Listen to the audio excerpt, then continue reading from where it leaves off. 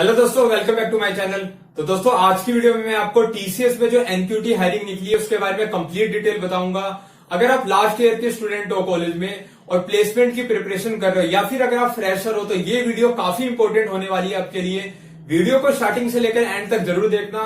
अगर आप चैनल पे नए हो तो चैनल को सब्सक्राइब कर दो दोस्तों, क्योंकि ऐसी इन्फॉर्मेटिव वीडियो मैं अपने चैनल पे लाता रहता हूं। दोस्तों, सबसे पहले टीसीएस में जो एनक्यूटी हायरिंग है उसके बारे में कुछ डिटेल में आपको बता देता हूं। एनक्यूटी हायरिंग जो टीसीएस में पहले होती थी उसमें बीटेक और जो एमसीए ग्रेजुएट है वही अप्लाई कर सकते थे। ठीक है, एमसीए और जो बीटेक ग्रेजुएट है उनको जो प्रोफाइल मिलती थी वो असिस्टेंट सिस्टम इंजीनियर की प्रोफाइल मिलती है टीसीएस में एनक्यूटी के थ्रू।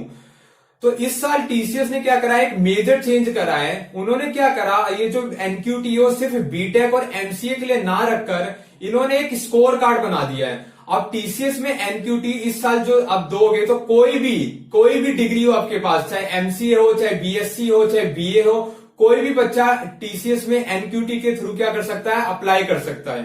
अब अप्लाई करके होएगा क्या, आपका एनक्यूटी में एक स्कोर कार्ड आएगा। स्कोर कार्ड आने के बाद टीसीएस के वेबसाइट पे जहां से आपने अप्लाई करा है वहां पे जॉब लिस्टिंग होगी। अलग अलग कंपनी की जॉब वहां पे लिस्टिंग होगी और हर कंपनी का अपना एक क्राइटेरिया होगा। वहां पे एक एलिजिबिलिटी क्राइटेरिया डाल रखा होगा और अपना स्कोर भी डाल रखा होगा कि एनक्यूटी में इतना स्कोर होना चाहिए, तभी जाके आप अप्लाई कर सकते हो। तो पहले मैंने आपको बताया सिर्फ एनक्यूटी बीटेक और एमसीए ग्रेजुएट के लिए होता था, लेकिन अब से क्या हुआ है, टीसीएस में एनक्यूटी में आप कोई भी अप्लाई कर सकता है। उसके बाद जब जॉब लिस्टिंग होगी तो जो कंपनीज होगी उनका अलग क्राइटेरिया होगा और उस क्राइटेरिया के हिसाब से आप अलग अलग कंपनीज में अप्लाई कर सकते हो। अब टीसीएस में जो एनक्यूटी है उसके लिए जो एलिजिबिलिटी क्राइटेरिया क्या क्या है वो सबसे पहले हम देख लेते हैं। पहले जो टीसीएस एनक्यूटी लेगा और उसके बाद स्कोर कार्ड आएगा। स्कोर कार्ड आने के बाद जो लिस्टिंग होगी कंपनीज में उनकी अलग एलिजिबिलिटी क्राइटेरिया होगी और उसके हिसाब से आप उस सब में अप्लाई कर सकते हो।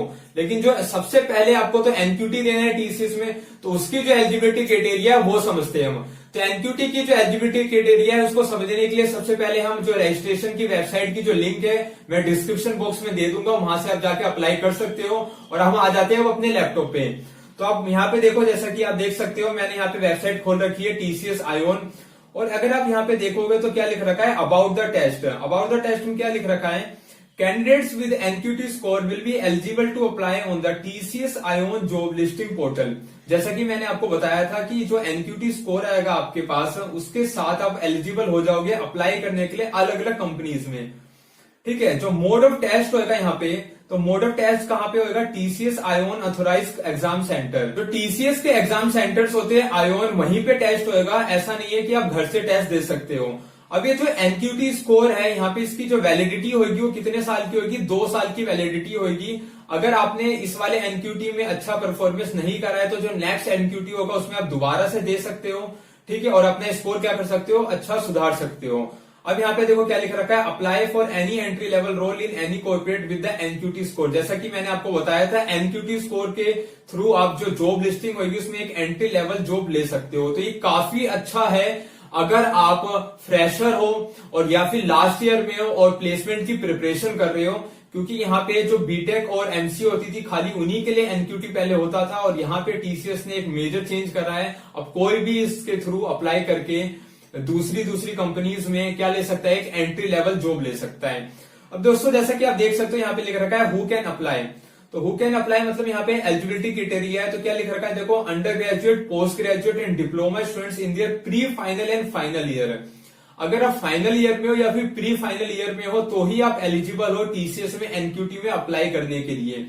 दूसरा पॉइंट क्या लिख रखा है आप यहाँ पे देख सकते हो, students with any degree and specialisation discipline. यहाँ पे देखो क्या लिख रखा है, मेन चीज, आपके पास कोई भी डिग्री हो, कोई भी सा भी स्पेशलाइजेशन हो, किसी में भी कर रखा हो, आपने बीएससी कर रखी हो केमिस्ट्री ऑनर्स में, मैथ ऑनर्स में, फिजिक्स ऑनर्स में, उससे कोई मैटर नहीं करेगा, आप टीसीएस में अप्लाई कर सकते हो अगर आपके पास क्या है, फाइनल ईयर में हो या फिर प्री फाइनल ईयर में हो। लास्ट पॉइंट क्या लिख रखा है, fresher with less than 2 years of experience. आप फ्रेशर हो और आपके पास जो एक्सपीरियंस है वो 2 साल से कम का होना चाहिए, तो ही आप टीसीएस में एनक्यूटी में एलिजिबल हो अप्लाई करने के लिए।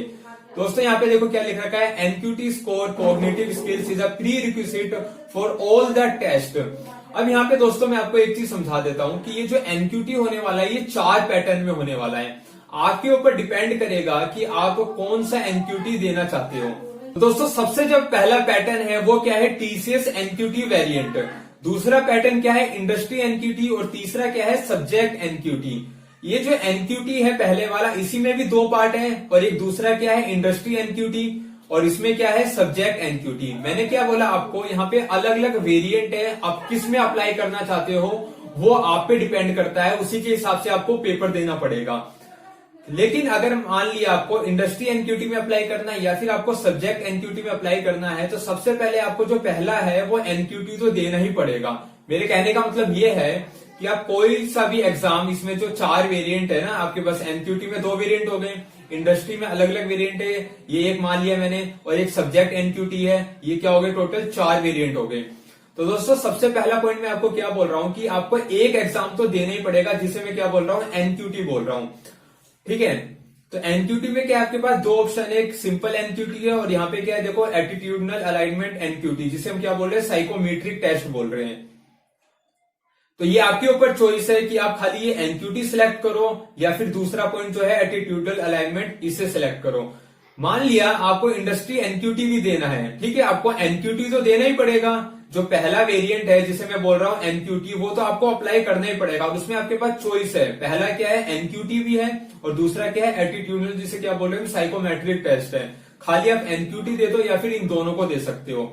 लेकिन अगर आपको इंडस्ट्री एनक्यूटी देना है और सब्जेक्ट एनक्यूटी देना है, तो उससे पहले आपको ये जो एनक्यूटी है ये आपको जरूर देना पड़ेगा, तभी आप दे सकते हो ये इंडस्ट्री एनक्यूटी और ये सब्जेक्ट एनक्यूटी। ठीक है, आप ऐसा नहीं कर सकते कि डायरेक्ट आप इंडस्ट्री एनक्यूटी सिलेक्ट कर लो या फिर आप डायरेक्ट कौन सा सिलेक्ट कर लो, सब्जेक्ट एनक्यूटी सिलेक्ट कर लो। इंडस्ट्री एनक्यूटी और सब्जेक्ट एनक्यूटी देने से पहले आपको एक देना पड़ेगा, जिसे हम क्या बोल रहे हैं, एनक्यूटी। अब यहाँ पे जो इंडस्ट्री एनक्यूटी उसमें आप देख सकते हो, यहाँ पे देखो आप इंडस्ट्री एनक्यूटी में अलग अलग वेरिएंट है, किसमें आप जाना चाहते हो। जैसा कि एक आईटी है, अगर आप कोडिंग फील्ड में जॉब लेना चाहते हो। दूसरा क्या है, रिटेल फील्ड में लेना चाहते हो तो आप इसको सेलेक्ट करो। एक बैंकिंग है, अगर आप बैंकिंग फील्ड में जॉब लेना चाहते हो तो इंडस्ट्री एनक्यूटी में आपको बैंकिंग सिलेक्ट करना पड़ेगा। ऐसी जो थर्ड देख सकते हो आप, थर्ड में क्या है, सब्जेक्ट एनक्यूटी। तो सब्जेक्ट एनक्यूटी में आप देख सकते हो यहाँ पे एक आईटी प्रोग्रामिंग है, दूसरा क्या है, बेसिक कंप्यूटर स्किल है, और थर्ड क्या है, अकाउंटेंट है। आपके हिसाब से आपको चूज करना पड़ेगा कि किसमें आप जॉब लेना चाहते हो, उसी के हिसाब से आप अलग अलग वेरिएंट को चूज कर सकते हो। ओके दोस्तों, आई होप आपको समझ में आई होगी बहुत सारी चीजें जो मैं आपको समझा रहा हूं यहाँ पे। ठीक है, कुछ बच्चों के जो डाउट है वो क्या है, डाउट कि आप जो एनक्यूटी है अगर आपने पिछली बार दिया है तो क्या आप इसके लिए एलिजिबल हो। तो आप यहाँ पे हाँ एलिजिबल हो, क्योंकि आप अगर यहाँ पे फ्रीक्वेंटली आस्क्ड क्वेश्चन पढ़ोगे एफएक्यू, उसमें देखो क्या लिख रखा है, एक पॉइंट अगर मैं आपको बताऊं यहाँ पे, तो दोस्तों आप यहाँ पे 11th पॉइंट पढ़ सकते हो। 11th पॉइंट में क्या लिख रखा है, if I appeared for NQT in October 2020 can I reappear to secure a better score. तो यहाँ पे देखो क्या लिख रखा है, yes you can reappear, only your best score will be mention on the score card. तो आपने जो अक्टूबर 2020 में आपने एनक्यूटी दिया था और उसमें आपके स्कोर जो है वो अच्छे नहीं है और आप चाहते हो कि दोबारा से एनक्यूटी देना चाहते हो, तो आप इसके लिए क्या हो, एलिजिबल हो। ओके दोस्त, अब हम आ जाते हैं कि आपको अप्लाई कैसे करना है। तो अप्लाई करने के लिए आप देखोगे यहाँ पे रजिस्टर नाउ का ऑप्शन है। तो दोस्तों मैं एक इंपॉर्टेंट पॉइंट आपको यहाँ पे बता दूं, जो लास्ट डेट है वो क्या है, यहाँ पे 10th of फरवरी, 10 फरवरी से पहले ही आपको क्या करना है, रजिस्ट्रेशन कर देना है। क्योंकि अगर आप लास्ट डे का वेट करोगे तो सर्वर क्या हो जाता है, बहुत ज्यादा लोड पड़ जाता है सर्वर पे और आप रजिस्ट्रेशन कर नहीं पाओगे। तो रजिस्ट्रेशन करने के लिए आपको यहाँ पे जो लिंक दे रखा है रजिस्टर नाउ, यहाँ पे आपको क्लिक करना है। रजिस्टर नाउ पे क्लिक करोगे तो आप अगर पहली बार रजिस्टर कर रहे हो तो आपको क्या करना पड़ेगा, क्रिएट अकाउंट। अगर आपने पहले से रजिस्टर कर रखा है तो आपको लॉगिन करना पड़ेगा। क्रिएट अकाउंट में जाओगे तो आप यहाँ पे क्या लिखोगे, आई एम अ लर्नर, फिर यहाँ पे देखो क्या लिख रहा है, पब्लिशर, इंस्टीट्यूशन, कॉर्पोरेट। तो आपको किस पे सिलेक्ट करना है, आई एम अ लर्नर। यहाँ पे आप फुल नेम डाल दोगे, ईमेल आईडी डाल दोगे, पासवर्ड डालोगे, कंफर्म पासवर्ड, फोन नंबर अपना डाल दोगे। फिर क्या करोगे, वैलिडेट करोगे यहाँ पे, और यहाँ पे आप चूज करोगे are you a minor, yes और नो। फिर यहाँ पे ये जो कैप्चा कोड है ये डाल दोगे, तो यहाँ पे क्या हो जाएगा, क्रिएट अकाउंट हो जाएगा। क्रिएट अकाउंट होने के बाद आपको क्या करना है, तो दोस्तों क्रिएट अकाउंट करने के बाद आपको दोबारा से लॉगिन करना है, और लॉगिन करके आप यहाँ पे आ जाओगे। पर्सनल डिटेल आपको फिल करनी है यहाँ पे, जैसे कि आपका नेम और ईमेल पहले से आ जाएगा। फिर डेट ऑफ बर्थ सिलेक्ट करोगे, यहाँ पे आप सिलेक्ट यहाँ पे डेट ऑफ बर्थ करोगे। फिर यहाँ पे जहां पे रहते हो सिलेक्ट रिजाइडिंग स्टेट, फिर यहाँ पे दोबारा करोगे आप, फिर आपका जेंडर मेल फीमेल, फिर 10th के जो रोल नंबर है वो आप यहाँ पे सिलेक्ट करोगे, यहाँ पे डालना है आपको मोबाइल नंबर, फिर जनरेट करोगे ओटीपी। फिर आप नीचे आ जाओगे तो यहाँ पे क्या है, सेकंड में एजुकेशन क्वालिफिकेशन डिटेल में आपको क्या करना है, पोस्ट ग्रेजुएशन अगर आपने कर रखी है तो उसकी डिटेल, यहाँ पे ग्रेजुएशन की जो ब्रांच है वो डालनी है आपको, ग्रेजुएशन मंथ और ईयर ऑफ पासिंग डालनी है आपको, जो आपने इंस्टीट्यूट ग्रेजुएशन में करा है उसका इंस्टीट्यूट का आपको यहाँ पे नाम डालना है। ओके दोस्तों, फिर नीचे आ जाओगे आप टेस्ट डिटेल। टेस्ट डिटेल में आपको देखो यहाँ पे कितने सेक्शन मिल रहे हैं, एक एनक्यूटी वेरिएंट मिल रहा है, एक इंडस्ट्री एनक्यूटी और एक क्या है सब्जेक्ट एनक्यूटी। जैसा कि आपको मैंने बोला था कि किसी भी नीचे जो दो है इंडस्ट्री एनक्यूटी या फिर क्या है सब्जेक्ट एनक्यूटी, इनमें अप्लाई करने के लिए सबसे पहले जो आपको ऊपर वाला है एनक्यूटी वो आपको जरूर देना पड़ेगा, जिसमें से पहला क्या है एनक्यूटी कोग्निटिव टेस्ट। तो कोग्निटिव टेस्ट में आप यस कर दोगे। फिर इसमें क्या है कि एटीट्यूडनल अलाइनमेंट एनक्यूटी, जिसे क्या बोल रहे हैं साइकोमेट्रिक टेस्ट, अगर आप ये भी देना चाहते हो तो इसे यस कर दोगे। इसके साथ अगर आप इंडस्ट्री एनक्यूटी देना चाहते हो तो यहाँ पे यस और नो में आप सिलेक्ट कर सकते हो। फिर क्या है एक सब्जेक्ट एनक्यूटी है, सब्जेक्ट एनक्यूटी में आप चूज कर लोगे जिस फील्ड में आप जॉब लेना चाहते हो उसके हिसाब से आप अप्लाई कर सकते हो। फिर यहाँ पे देखो क्या है एग्जामिनेशन डिटेल है। एग्जामिनेशन डिटेल में आपको क्या करना है, यहाँ पे प्रेफरेंस डालनी है कि आपको एग्जाम कहाँ पे देना है। फिर सिलेक्ट करना है आपको सिटी प्रेफरेंस। फिर यहाँ पे देखो क्या लिखा रखा है, are you a person with disability, yes और नो आप सिलेक्ट कर लोगे।